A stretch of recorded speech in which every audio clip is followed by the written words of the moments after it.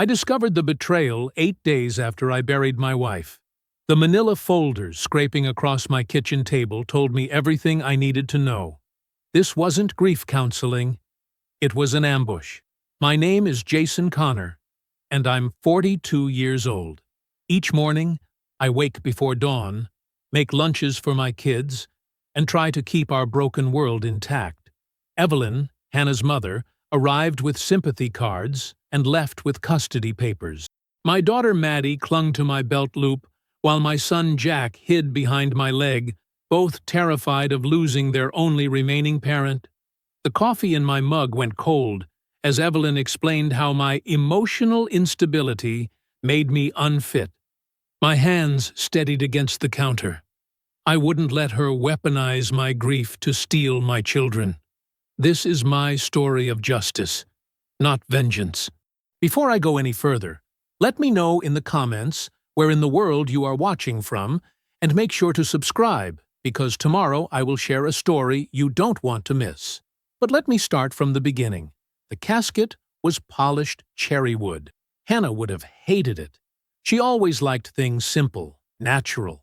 But her mother insisted on the upgrade, and I didn't have the energy to fight. Not then. I stood at the graveside while the pastor spoke words that bounced off me like rain on a tin roof. Maddie's small hand clutched my arm so tightly I could feel her fingernails through my suit jacket. Jack had wedged himself between me and the world, half hidden in my coat despite the unseasonable warmth. His face pressed against my side, as if he could disappear into me.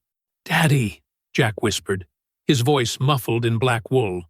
"When is Mommy coming back?" The question punched a hole through my chest. I swallowed hard against the lump in my throat and placed my hand on his small shoulder. "She's not coming back, buddy," I said, keeping my voice steady for him. "Remember we talked about heaven?" His body trembled against mine, and I felt Maddie's grip tighten even more. I don't remember much else from the service, just fragments. Evelyn dabbing her eyes with a lace handkerchief, the thud of dirt hitting wood, Maddie's sudden sob when they lowered the casket. After, our house filled with people and casseroles, tuna noodle, 3-bean, lasagna. The refrigerator couldn't hold it all. Our neighbors meant well, but with each, "Let me know if you need anything," the walls seemed to inch closer, compressing the air. I moved through those days in a fog, signing thank you cards Evelyn thrust at me, nodding at condolences, making sure the kids brushed their teeth and did their homework. At night, I'd sit at the kitchen table after they went to bed, staring at Hannah's empty chair, trying to breathe through the weight on my chest. 3 days after we put Hannah in the ground, Evelyn showed up at my door. Not with a casserole this time, with a tote bag full of manila folders. "Jason," she said, her voice crisp as autumn leaves, "we need to talk about the children." I let her in because what else could I do? She was their grandmother. She'd lost her only daughter. We were both drowning in the same ocean. She headed straight for the kitchen, like she owned it. Her heels clicked on the hardwood floors Hannah and I had installed together last summer. I followed, watching as she placed her tote on our kitchen table and began withdrawing folders. "What's all this?" I asked, the fog in my brain starting to clear as unease crept in. "Documentation," Evelyn said, spreading papers across the table like a dealer laying cards. "An emergency guardianship petition, a safety plan, and a notification letter for the school explaining that Maddie and Jack will be staying with me for stability." The room tilted. I gripped the back of a chair. "Emergency guardianship?" My voice sounded distant to my own ears. "What are you talking about?" Evelyn folded her hands on top of the papers. Her diamond rings caught the light from the fixture Hannah had picked out. "You're not enough for them right now, Jason," she said, her tone gentle but her eyes hard. "They need more than you can give." The fog burned away completely, replaced by a clarity so sharp it hurt. "Say it plain," I answered, my jaw tight. "You think I'm unfit?" "You're struggling," she shot back, gesturing around the kitchen. There were dishes in the sink, a basket of unfolded laundry on the counter. Normal life in a house with 2 kids. Not neglect. You mean grief? I said, the words coming hot now. You mean the thing that's drowning all of us? Including you? I saw you slam that cabinet earlier, she said, seizing on it like evidence. Jack flinched. Then help me wash the dishes, I said, my voice rising despite my efforts to control it. Don't try to steal my kids. I'm not stealing them. I'm providing stability while you get help. Stability? I laughed, but there was no humor in it. Let me tell you about stability, Evelyn. It's soccer cleats by the door. It's spelling tests on the fridge. It's a father who cooks breakfast at 6 a.m. and reads every permission slip. It's knowing which kid likes crusts cut off and which one needs the nightlight on. I tapped the table hard with each point, not shouting, but firm. I'm their stability, I said. Me, their father. If you can't see reason, I'll have to call CPS, Evelyn said, reaching for her phone. Something in me snapped. I pulled out my own phone, dialed, and put it on speaker. Child Protective Services, how may I direct your call? Evelyn's eyes widened. My name is Jason Connor, I said clearly. My mother-in-law is threatening to report me as an unfit parent because I'm grieving my wife's death. I'd like to speak to someone about my rights. Evelyn snatched her papers, shoving them back into the tote. You'll regret this, she hissed, standing. The judge will see things my way. Let yourself out, I said, ending the call. After she slammed the door, I stood in the silence of my kitchen, staring at the one paper she'd left behind, the emergency petition with her lawyer's name at the top. The shock was wearing off, replaced by something harder, colder, more determined. This wasn't just grief anymore. This was war. 3 nights after Evelyn's paper ambush, I jolted awake to someone pounding on my front door. The digital clock on my nightstand glowed 12:17 a.m. My heart hammered as I threw back the covers and grabbed a t-shirt. More pounding. Insistent. Official. I hurried down the hallway, checking both kids' rooms as I passed. Maddie was curled around her stuffed rabbit. Jack sprawled with one leg hanging off his bed, both sleeping soundly despite the commotion. The pounding started again as I reached the front door.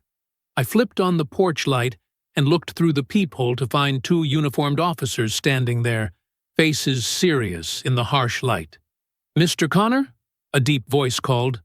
Police. We need you to open the door. I unlocked it, my mouth dry. What's going on? I asked, opening the door just enough to see them clearly. Sergeant Miguel Alvarez, the taller officer said, showing his badge. We received an anonymous call about children in danger at this address. We need to conduct a welfare check. My stomach dropped. My kids are fine. They're asleep. I understand, sir, but we still need to verify their well-being, Sergeant Alvarez said, his tone professional but not unkind. May we come in? I stepped back, letting them enter. The second officer remained by the door while Alvarez followed me through the house. They're both asleep, I whispered, as we approached the kids' rooms. Please don't wake them if you don't have to. Alvarez nodded, moving quietly. He glanced into Maddie's room first, then Jack's, noting their peaceful sleep. He did a quick scan of each room. No signs of neglect, no hazards, just typical kids' bedrooms with scattered toys and books. The call mentioned possible intoxication, Alvarez said quietly as we returned to the living room. Any alcohol in the house, Mr. Connor? I don't drink, I said flatly. There's cooking wine in the pantry. That's it. I remembered the cabinet I'd slammed when Evelyn was here, the way she'd twisted it. Do you know who might have called this in? Alvarez asked, writing in his notepad. My mother-in-law, I said without hesitation. Evelyn. She was here a few days ago with guardianship papers. Thinks I'm struggling since my wife died. Something shifted in Alvarez's expression, a flicker of understanding. Recent loss? He asked. 3 weeks ago. Highway pileup. He nodded, jotting something down. I'm sorry for your loss, Mr. Connor. The second officer had completed a walkthrough of the common areas, returning with a brief nod to Alvarez. "House is clean. No safety concerns," he reported. "Looks like we've got an unfounded call," Alvarez said, closing his notepad. "Sorry to disturb you so late, Mr. Connor. We're required to check these calls, even when they come in at midnight." "I understand," I said, walking them to the door. "You're just doing your job." As they reached the porch, Alvarez turned back. "Mr. Connor, if you're having custody issues, document everything. Times, dates, every interaction." I nodded, grateful for the advice. "Thank you." After they left, I double-checked the locks and sat heavily on the couch, adrenaline still coursing through me. This wasn't random. This was Evelyn. Escalating. 4 days later, I was helping Jack with his shoes when my phone rang. Maddie and Jack's school. "Mr. Connor, this is Principal Bennett. I need to speak with you about something urgent." My grip tightened on the phone. "What's wrong? Are the kids okay?" "They're fine," she assured me quickly. "But we've received documentation indicating that their custody status is under review. We need clarification before we can release them to anyone, including you, at the end of the day." The floor seemed to tilt beneath me. "What documentation?" "An emergency court order.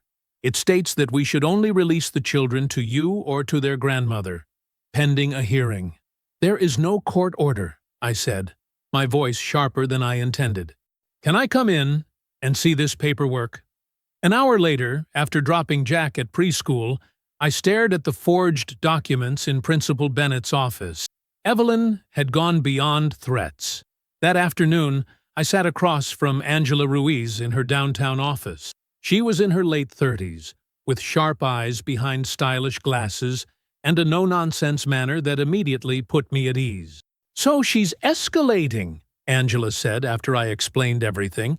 The folders, the midnight welfare check, the school notification. "This is more coordinated than most grandparent cases I see." "What's she doing?" I asked, running a hand through my hair. "I mean, legally?" Angela tapped the documents I'd brought. "She's building a paper trail to support an emergency custody petition. But there's something that concerns me more." She pulled out another paper, the forged letter from a therapist I'd never met, claiming I was showing signs of instability and volatility. "This is fraud," Angela said flatly, "and potentially defamation. Has she shown interest in anything else? Insurance policies? Property?" The question hit me like a splash of cold water. Hannah's life insurance. It was substantial. I'm the beneficiary, but Evelyn kept asking about it at the funeral. Angela's eyes narrowed. "This might not just be about the children, Jason. Check your credit reports and your wife's accounts. See if anyone's been poking around." I felt the betrayal harden into something else inside me. Determination.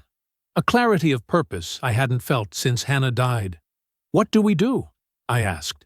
Angela outlined our counter-strategy. Gather pediatric records showing my consistent involvement in the kids' care. Collect Ring camera footage of Evelyn's late-night visits. Prepare witnesses who could testify to my parenting, and file for a restraining order against Evelyn. "She thinks you're weak right now," Angela said, closing her folder. "She's counting on grief, making you malleable. Is she right?" I thought of Maddie's fingers clutching my belt loop that first day Evelyn came with her folders, of Jack hiding behind my leg. "No," I said. "She's not right." Driving home, the pieces clicked into terrible focus. This wasn't just about grief, or even the kids. This was about control, about money, about Evelyn seizing an opportunity. She didn't just want my children. She wanted to destroy me completely. The day after meeting with Angela, I called Pete Lawson. We'd been friends since high school shop class, and besides being the most loyal guy I knew, he was also a tech wizard who now worked in IT security. "I need a favor," I told him after we'd caught up. "A big one." "Name it," Pete said without hesitation. We met at a coffee shop downtown where I laid out the whole situation. Hannah's death, Evelyn's betrayal, the custody battle brewing. Pete's eyes narrowed behind his glasses. She's playing dirty, huh? The school received emails from me requesting records and changing pickup protocols, I explained, showing him the printouts Principal Bennett had given me. But I never sent these. Pete studied the emails, his expression darkening. Email headers can tell us a lot. Let me see what I can find. 3 days later, Pete called me at work. "You're gonna want to see this," he said, his voice tight with controlled anger. "I've got proof." That evening, he spread printouts across my kitchen table, the same table where Evelyn had laid her manila folders. "Look here," Pete pointed to rows of technical data. These emails came from a residential IP address registered to an E. Marshall in Cedar Hills. Evelyn Marshall. Hannah's maiden name, I confirmed, my stomach tightening. "She didn't even use a VPN." Pete shook his head. "Just logged right into a fake email account, jasonconnor75amail.com, and impersonated you to the school." I stared at the evidence, a strange calm settling over me. This proves she's actively undermining me. "It's identity theft, technically," Pete added. "And if she submitted any of this to a court under penalty of perjury, Angela's going to love this," I said. Before Pete left, he paused at the door. "Jace, be careful, man. Someone who does this, they might try anything." His words stayed with me as I locked up that night. The next morning, I called my sister, Nora. "I need you to witness something," I explained, telling her about the upcoming supervised visit Angela had arranged with Evelyn. "Of course," Nora said immediately. "You know I've got your back." On Saturday, Nora arrived early, her presence a steadying force as we waited for Evelyn. When the doorbell rang, I felt the kids tense beside me. "It's going to be fine," I assured them, squeezing Maddie's shoulder before opening the door. Evelyn stood there, perfectly composed in a cream sweater set, a tote bag of toys at her feet. Her eyes flicked past me to Nora. "I wasn't told there would be an audience," she said coolly. "Nora's family," I replied, stepping back to let her in. "She's here to help with lunch." The first hour went smoothly enough. Evelyn brought books and games, and the kids cautiously engaged. But then she started with the comments. "Maddie, do you have clean uniforms for Monday? Daddy must be overwhelmed with laundry." Before Maddie could answer, Evelyn was inspecting Jack's fingernails. "A little dirt is normal for boys, I suppose," she said, with a tight smile in my direction. Though Hannah always kept them so clean. I felt Nora stiffen beside me, but kept my expression neutral as I continued chopping vegetables for lunch. "You know," Evelyn continued, her voice carrying clearly to where I stood, "structure is so important after trauma. Regular meal times, consistent bedtimes. It must be hard managing it all alone." I set down the knife and turned to face her directly. "Evelyn," I said, my voice calm but firm, "let me be clear about something. You're not Hannah's voice. You're not my judge. You are their grandmother. Be that, or be gone." The room went silent. Even the kids stopped playing, sensing the tension. Evelyn's smile thinned. "You won't maintain this facade forever, Jason. You'll fold in court." "Bring your papers," I replied evenly. "I'll bring truth." Nora stepped forward then, her voice deliberately light. "Who's ready for lunch?" After Evelyn left, Nora hugged me tight. "You handled that perfectly," she whispered. I wrote down everything she said. That night, after the kids were asleep, I took 2 small GPS trackers from my workbench drawer. They were simple devices, the kind parents use to keep track of backpacks. I'd ordered them online the day after meeting with Angela. Quietly, I slipped into the kids' rooms and tucked a tracker into the inner pocket of each backpack.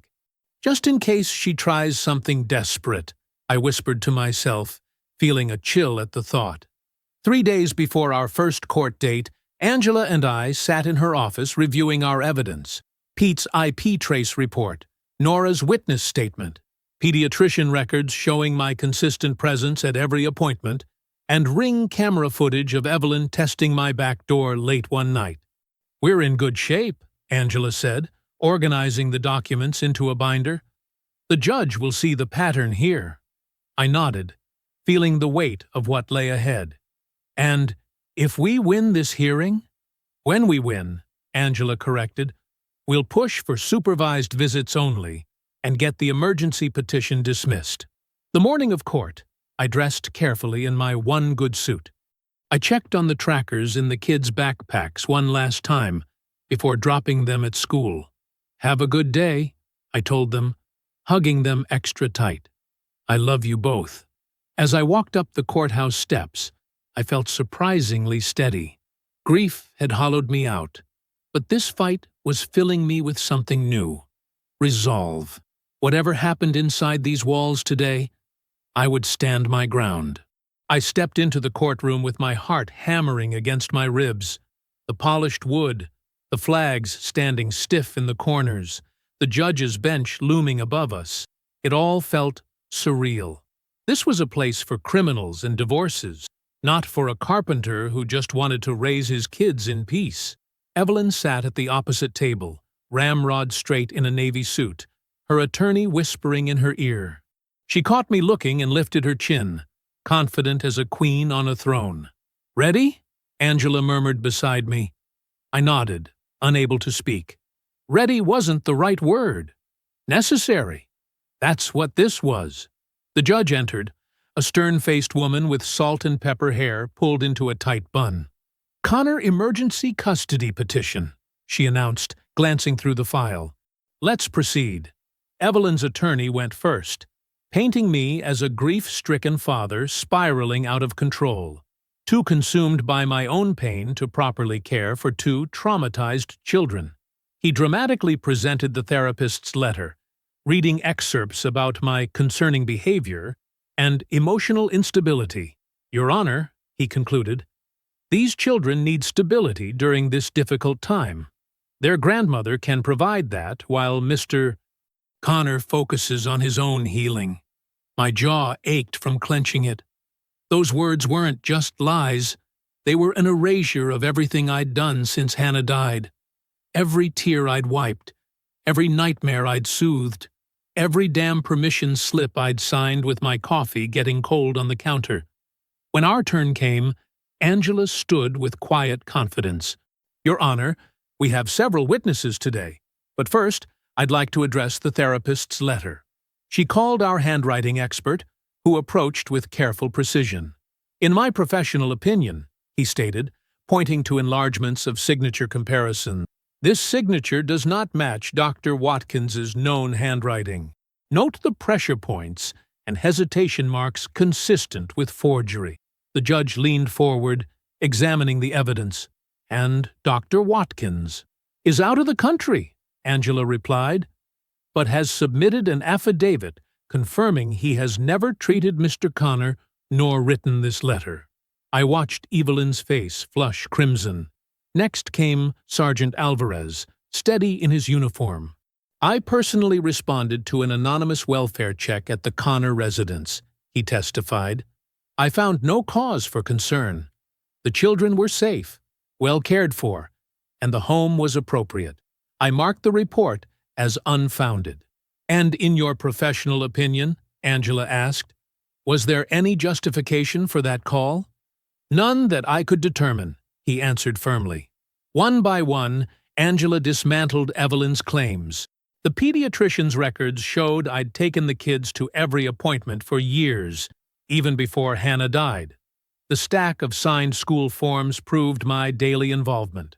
Our final witness was Mrs. Bennett, the school principal, who testified that both children were attending regularly and showing appropriate adjustment given their loss. Throughout it all, I kept my eyes forward, my breathing steady. I didn't look at Evelyn, didn't want to feed whatever fire was burning in her. This wasn't about her. It was about Maddie and Jack. Finally, the judge cleared her throat. "Having reviewed the evidence and testimony, I find insufficient grounds for emergency custody modification. Mr. Connor retains full physical custody of the minor children." She fixed Evelyn with a stern look. "Mrs. Evelyn, I strongly caution against further interference with this family. Any additional false reports or misrepresentations to this court will be met with sanctions." The gavel cracked like thunder. Just like that, it was over. Outside, sunshine hit my face like a physical touch. Angela squeezed my arm. "You did it," she said. "The official order will be filed this afternoon." "Thank you," I managed, my voice rough. I picked up the kids from school early, something I never did. Their faces lit with confusion, then delight when I announced, "We're getting milkshakes." At the diner, I watched Maddie stir chocolate into vanilla with her straw, creating swirls. Jack meticulously picked the cherry off his whipped cream and placed it on a napkin. Normal kid things. "So, everything's okay now?" Maddie asked cautiously. "Yes," I told her, the relief making me lightheaded. "Everything's okay." When she laughed at Jack's whipped cream mustache, the sound was like rain after drought. I hadn't heard her laugh since before Hannah died. That night, tucking Jack into bed, I lingered longer than usual, smoothing his hair back from his forehead. "Dad," he whispered, "is Grandma still mad at us?" "No, buddy," I assured him. "Grandma's not mad at you. Not at all. But she's mad at you? Kids. They see everything." "Grandma's sad," I said carefully. "Sometimes when people are really sad, it comes out wrong. But you don't need to worry about that." He nodded solemnly, accepting this in the way children do, with complete trust. As I closed his door, I felt something I hadn't in months: hope. We were going to be okay. 3 days after the hearing, I pulled into the school pickup line at 3:15, just like always. The routine felt good. Normal. I'd even stopped at the hardware store on my lunch break to pick up supplies for the birdhouse Jack wanted to build this weekend. A small celebration of our return to stability. I nodded to the crossing guard and joined the line of parents waiting by the double doors. The bell rang, and kids spilled out into the sunshine, backpacks bouncing. I scanned the crowd for Maddie's blue jacket and Jack's Spider-Man backpack. They weren't there. Maybe they were dawdling at their cubbies. Maddie sometimes helped Jack organize his papers.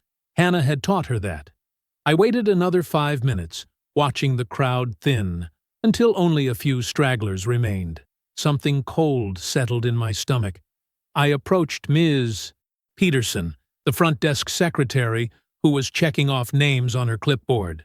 "Have you seen Maddie and Jack Connor?" I asked, trying to keep my voice casual. She glanced up, confusion crossing her face. "Mr. Connor? But they've already been picked up?" The cold in my stomach turned to ice. "What do you mean, picked up? By who?" "Their grandmother," she said, flipping through her clipboard. She came about 20 minutes ago with a signed court order. Her finger traced down the page. "Yes, here.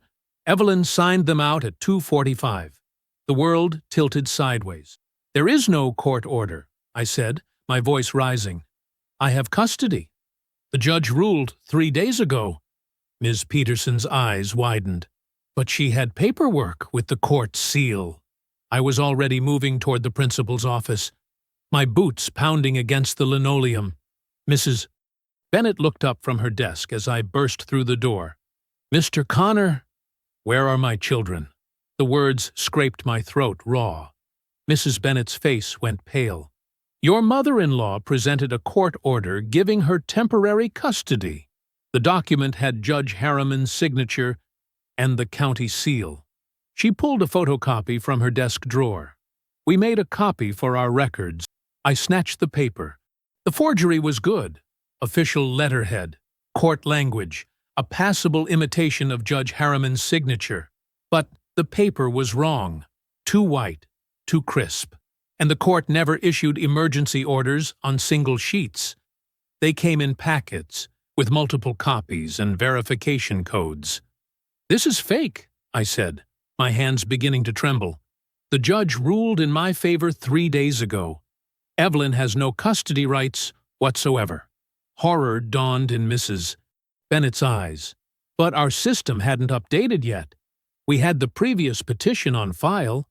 "Call the police," I said, already backing toward the door. Now. Tell them Evelyn Marshall has kidnapped my children." My truck's engine roared to life before Mrs. Bennett could respond. The silence in the cab as I drove was deafening. No bickering from the back seat. No, "Dad, I'm hungry." No small voices asking about dinner. Just emptiness where my children should be. I pulled into the police station parking lot 10 minutes later, my hands shaking so badly I could barely turn off the engine. Sergeant Alvarez was at the front desk, and the look on my face must have told him everything. "Connor," he said, immediately standing. "What happened?" "She took them," I managed, my voice cracking. "Evelyn." "From school." "Forged a court order." He moved quickly, ushering me into a side room. "When?" "About 45 minutes ago." "The school didn't know." My breath caught. She planned this. She waited until after the hearing, knowing the official paperwork wouldn't reach the school for a few days. Alvarez was already radioing dispatch, putting out Evelyn's vehicle description and a bolo for Maddie and Jack. His efficiency was a lifeline in my drowning panic. "We'll find them," he promised. "We'll get units out now. Do you have any idea where she might take them?" I pulled out my phone with trembling fingers, opening an app I'd installed weeks ago. After that first threat from Evelyn, I'd sewn small GPS trackers into both kids' backpacks, tiny button-sized discs tucked into the lining. I'd told myself it was just a precaution, that I was being paranoid. Thank God for paranoia. "Here," I said, turning the screen toward him. 2 blue dots pulsed on the map, moving slowly along a rural road that curved around Lake Madison, about 20 miles outside town. "She's taking them to the lake cabins." Alvarez's eyes widened, then narrowed with decision. Smart thinking. He grabbed his radio again. "Dispatch. I need units to Lake Madison, East Shore Access Road. Possible parental kidnapping in progress." He looked at me. "You're coming with us, but you stay in the car until we secure the scene. Understood?" I nodded, not trusting my voice. As we hurried to his cruiser, I glanced at the sky, the same blue it had been when Hannah died. When everything changed, I whispered her name like a prayer. "Hannah, help me get them back safe." The police cruiser tore down the highway, lights flashing but sirens silent. Alvarez didn't want to spook Evelyn into doing something desperate. I sat rigid in the passenger seat, watching the blue dots on my phone that represented my children. "They've stopped moving," I said, my voice tight. "Cabin 23. It's on the East Shore." Alvarez nodded, relaying the information to the 2 other patrol cars following us. "We'll be there in 7 minutes. Connor, I need you to keep it together when we arrive." "Let us handle Evelyn." I didn't answer. All I could think about was Maddie and Jack, terrified and confused. Had Evelyn told them lies about me? That I didn't want them anymore? That I couldn't take care of them? The winding road to the lake narrowed as we approached, tall pines creating shadows across the pavement. Memories flickered unbidden. Hannah and I had rented one of these cabins for a weekend 5 years ago, before Jack was born. We'd taken Maddie fishing. I could still hear Hannah's laugh when a tiny perch had startled her. "Coming up on the turnoff," Alvarez said, pulling me back to the present. He slowed the cruiser as we approached a gravel road. "Cut the tracking. We don't want them to see the screen lights." The cabins came into view, weathered wood structures scattered along the lake shore. Alvarez killed the headlights as we crept forward, the other patrol cars following suit. When cabin 23 appeared around the bend, my heart hammered against my ribs. A silver Lexus sat in the gravel driveway. Not Evelyn's car, but her sister Janet's. So she had help. "That's her sister's vehicle," I whispered, as if Evelyn might hear me through the walls of the cabin. Alvarez parked a short distance away. "Stay here until I signal you." I nodded, but the moment he stepped out, I unbuckled my seatbelt. I wouldn't rush in, but I needed to be ready. The deputies approached the cabin with practiced caution. 2 at the front door, 1 circling toward the back. Alvarez led, his hand resting on his holster. The porch light illuminated their movements as one of them knocked firmly on the door. "Police! Open up!" Through the cabin's front window I caught a flash of movement. Then the porch light brightened as the door swung open. Evelyn stood in the doorway, one hand clutching papers, her face a mask of indignation. "What is the meaning of this?" Her voice carried across the distance. "Ma'am, we need to see some identification and speak with you about the children," Alvarez said. "I have legal custody," Evelyn declared, waving the papers. "Emergency order from Judge Harriman. You have no right to harass me." I couldn't stand it anymore. I slid out of the cruiser, staying behind it, but moving where I could see better. That's when I spotted them. Two small faces pressed against the window beside the door. Maddie's cheeks were wet with tears, her eyes red and swollen. Jack stood beside her, his small hands splayed against the glass, his expression a mixture of confusion and fear. My children. My heart. "Sir, please stay back," one of the deputies called, spotting me. But Maddie had seen me too. "Daddy!" Her muffled cry pierced the night air. She banged on the window, and Jack's face crumpled with relief. Evelyn whirled toward the window. "Get away from there!" She turned back to the officers. "This is harassment. I have my rights." "May I see that document, ma'am?" Alvarez asked, his tone professional but firm. She thrust the papers at him. "This is all perfectly legal." Alvarez examined the document, then exchanged glances with the other deputies.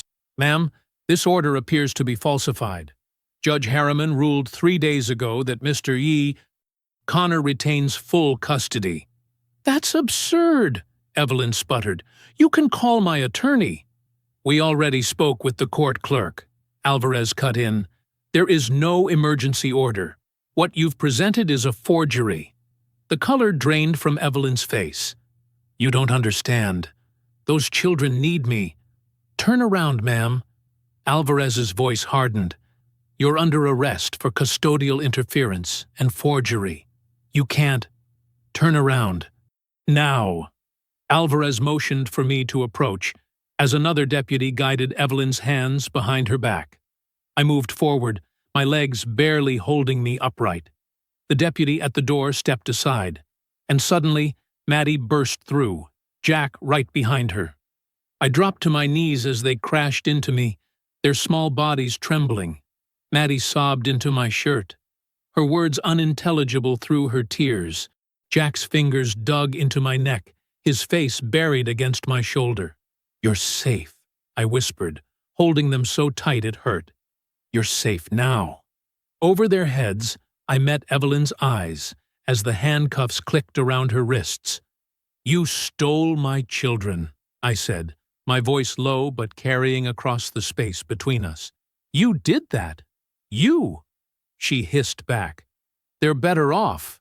Hannah chose me." I cut her off. "You don't get to rewrite her life." The fight seemed to drain from her then, reality crashing down as Alvarez recited her rights. I turned away, focusing entirely on Maddie and Jack. Their warmth against me was the only thing that mattered. Relief knocked me sideways, threatened to split me open. I closed my eyes, breathing in the scent of their hair, feeling their heartbeats against mine. Behind us, I heard the deputies leading Evelyn toward a patrol car. When I opened my eyes, she was staring back at me over her shoulder, her gaze venomous, unrepentant. But she was in chains, and my children were in my arms. That was all that mattered. I pulled into our driveway close to midnight.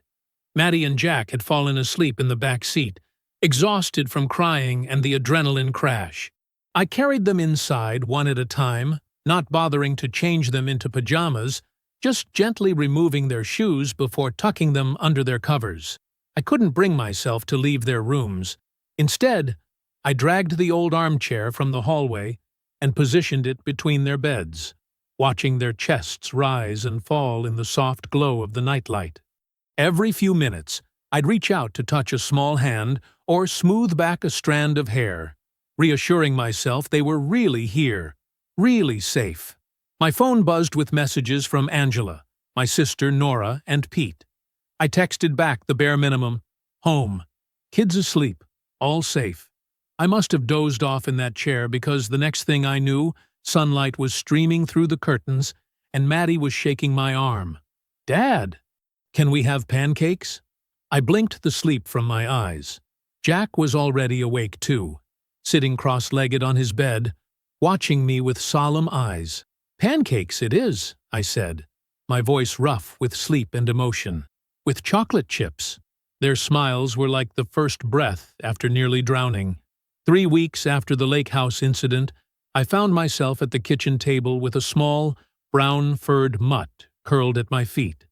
The dog, Rusty, as Maddie had named him, thumped his tail whenever I reached down to scratch behind his ears. And then the little bear found his way home, I read from the storybook spread across my lap. Jack and Maddie were squeezed in on either side of me, hanging on every word, despite having heard this story a dozen times. Just like us, Jack whispered, his small hand clutching the hem of my shirt. I squeezed his shoulder gently.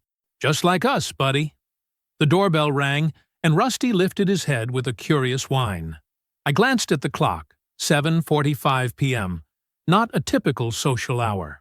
Finish up the story, and I'll be right back, I told the kids, sliding the book onto Maddie's lap. Angela Ruiz stood on my porch, briefcase in hand, her expression a mixture of determination and triumph. Sorry for the late visit, she said when I opened the door. But I thought you'd want this news in person. I ushered her inside, leading her to the kitchen where I could still hear Maddie's voice carefully reading to Jack and Rusty. The DA filed formal charges today, Angela said, her voice low as she pulled papers from her briefcase. Multiple counts, custodial interference, forgery, identity theft, and, here's the kicker, attempted fraud on Hannah's life insurance policy. My stomach turned to ice. Insurance fraud? Angela nodded grimly. 2 days after the funeral, someone attempted to change the beneficiary designation on Hannah's life insurance policy, used her email address, her personal information. The system flagged it for human review because it was an unusual change so soon after a claim filing. She handed me a printout of emails between the insurance company's fraud department and their legal team. I scanned the correspondence, my hands growing cold. She tried to redirect the payout to herself, I whispered, the words bitter on my tongue. 2 days after we buried Hannah. Angela nodded. The IP address matches Evelyn's home network, and the phone number used for verification was her cell. It's all here. I thought back to the funeral. Evelyn standing beside me, her hand on my arm, in what I'd thought was comfort. Had she been planning this even then? While I was struggling to breathe through my grief, had she been calculating how to profit from her own daughter's death? The DA wants to know if you'd be willing to testify, Angela continued. Your victim impact statement would be powerful, especially regarding how the kidnapping affected Maddie and Jack. From the living room came the sound of Maddie's laughter, followed by Rusty's excited bark. I'll testify, I said, my voice steadier than I expected. I want to look her in the eye when I do it. The grief that had hollowed me out after Hannah's death was transforming into something harder, colder. Not hate. Hannah wouldn't have wanted that. But resolve.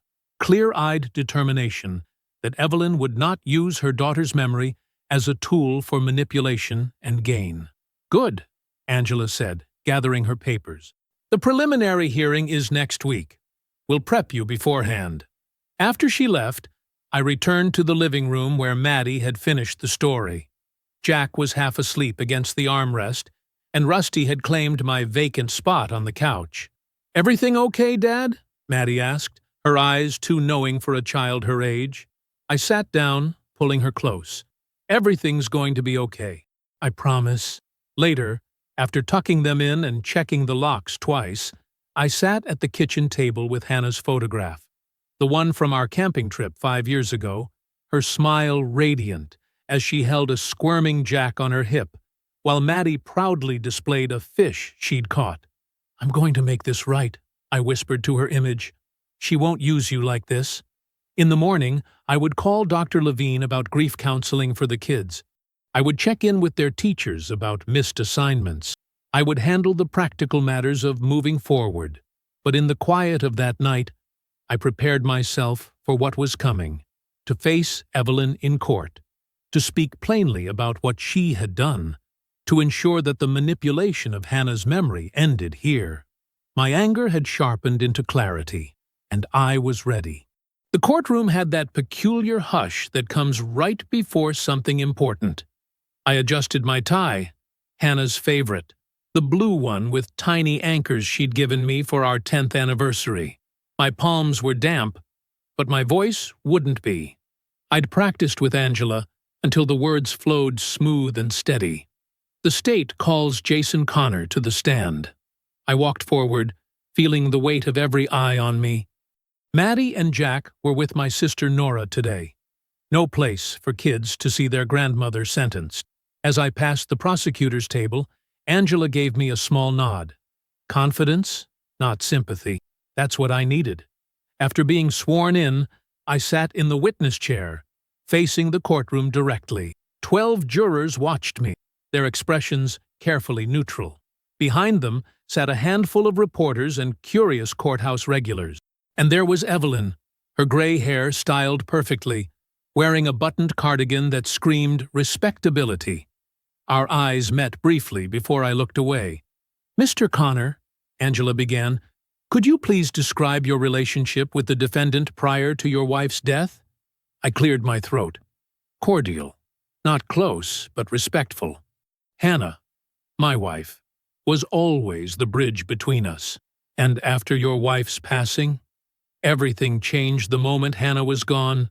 3 days after the funeral, Evelyn came to my home with legal documents already prepared. She'd been planning while we were still arranging the funeral." Angela methodically walked me through the timeline, the midnight welfare checks, the school interference, the forged therapist letter. For each accusation, she presented evidence: the Ring doorbell footage, IP address logs, expert testimony on the forgeries. "I'd like to enter into Evidence Exhibit 24, Angela said, approaching with a folder. "Mr. Connor, can you identify these documents?" Inside were printouts of the insurance forms, Hannah's policy that Evelyn had attempted to redirect to herself. Seeing Hannah's name and policy number in black and white sent a jolt through me. These are forms from my wife's life insurance policy. Someone, the evidence shows it was Evelyn, tried to change the beneficiary from me to herself 2 days after we buried Hannah. The jury stirred. One woman in the back row pressed her lips together tightly. "And what was the intended purpose of this insurance money?" Angela asked. "For our children's future. College funds, mainly. Hannah and I set it up the week after Maddie was born." When Angela finished, Evelyn's attorney approached, a thin man with nervous hands. He tried to paint Evelyn as a grieving mother, confused and concerned about her grandchildren's welfare. But the facts were too solid, the evidence too damning. During the redirect, Angela handed me the forged custody orders, the ones Evelyn had used to take Maddie and Jack from school. "Mr. Connor, in your own words, what has this experience meant for your family?" I took a deep breath, looking directly at the jury. "My children lost their mother suddenly, tragically, while they were still having nightmares, still asking when Mommy was coming home. Their grandmother, the person who should have helped protect them, tried to steal them. She forged documents. She broke the law. She violated our trust." My voice strengthened as I continued. "Love doesn't break locks. Love doesn't steal children. Love doesn't forge a dead daughter's name." From the corner of my eye, I saw Evelyn lean forward, whispering something under her breath. Her face had hardened into a mask of denial. "My wife trusted me to raise our children. That's what I'm doing, every day. Getting them to school, helping with homework, holding them when they cry for their mom. Evelyn didn't just betray me. She betrayed Hannah's memory and her wishes. After I stepped down, closing arguments began. Evelyn's attorney pleaded for leniency, claiming she had acted out of misguided love and overwhelming grief. The prosecutor countered with cold facts: premeditation, multiple felonies, the exploitation of a mother's death for financial gain. The jury deliberated for just under 4 hours. "We, the jury, find the defendant guilty on all counts." The words washed over me in waves. Guilty of custodial interference, guilty of forgery, guilty of identity theft, guilty of attempted insurance fraud. The judge's voice was firm as he delivered the sentence: 5 years in state prison, no contact with Maddie or Jack, substantial fines. "This court takes a particularly dim view of crimes that exploit grief and target children," he said. The defendant showed calculation, not confusion, malice, not love. As court officers approached to lead Evelyn away, she turned toward me one last time. "This isn't fair," she muttered loudly enough for the front row to hear. "They were Hannah's children too. You'll see. They'll come looking for me when they're older." The handcuffs clicked shut. As they escorted her through the side door, she was still talking about fairness, about rights, about misunderstandings.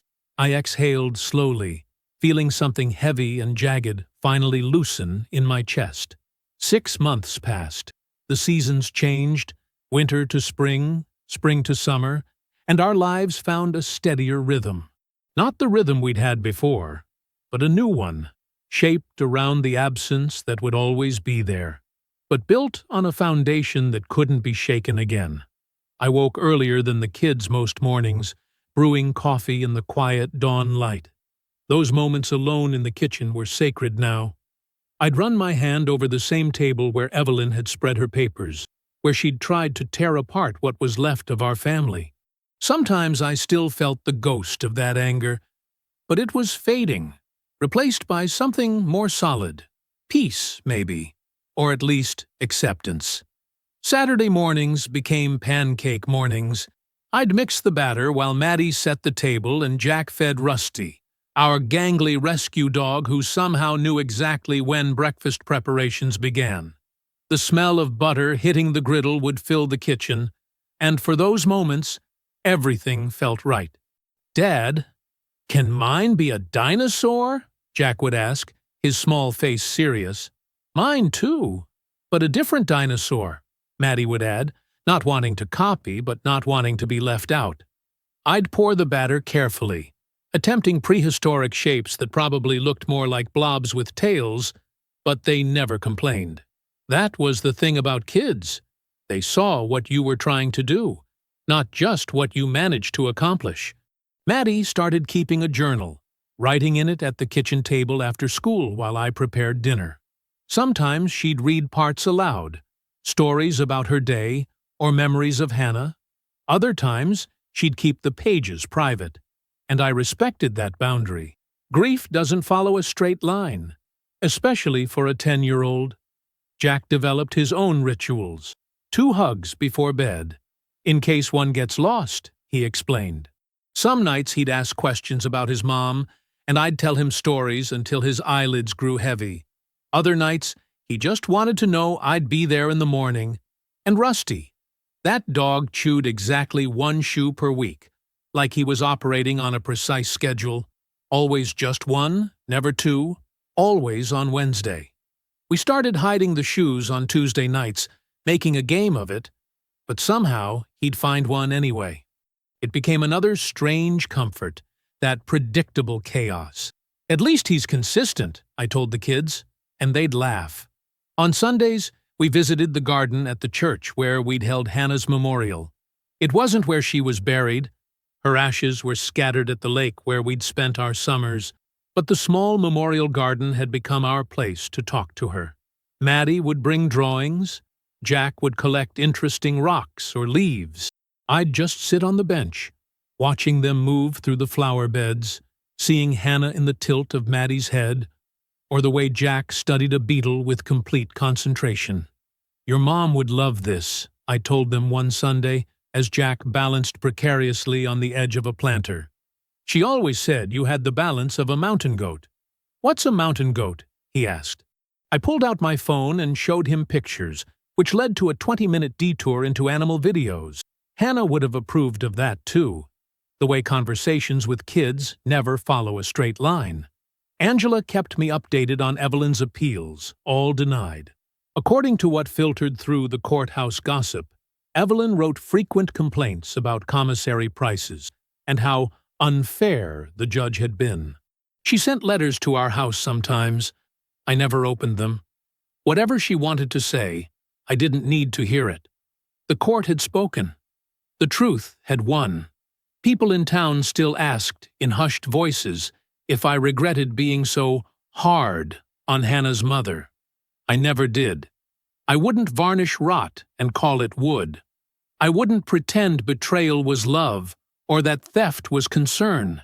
That's not how I was built, and it's not what I wanted to teach my children. Here's what fairness looked like in my kitchen. 2 lunch boxes lined up on the counter each morning. 2 backpacks hanging on hooks by the door. 2 children who knew their dad showed up every single day, steady as the sunrise. That was justice enough for me. If you've ever been betrayed by someone who mistook your grief for weakness, remember this: we are not weak. We are awake. And when we stand our ground, those who prey on pain finally face theirs. I believe stories such as this find us for a reason. If this one touches you, please subscribe. I share a new one every day. In the meantime, there are 2 stories on the screen that are even better.